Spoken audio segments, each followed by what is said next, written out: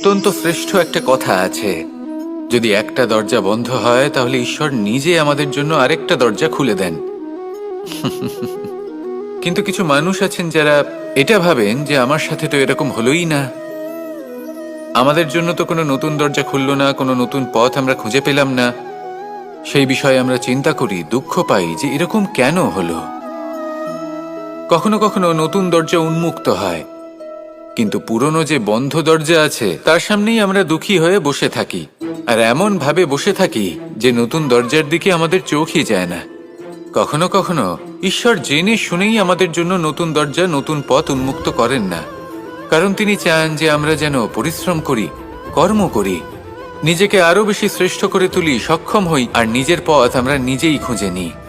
কখনো কখনো এমনও হয় যে ঈশ্বর চান যে আমরা যেন সেই পথে চলতে শুরু করে দিই। ভবিষ্যতে গিয়ে ঈশ্বর আমাদের সবকিছুই প্রদান করেন।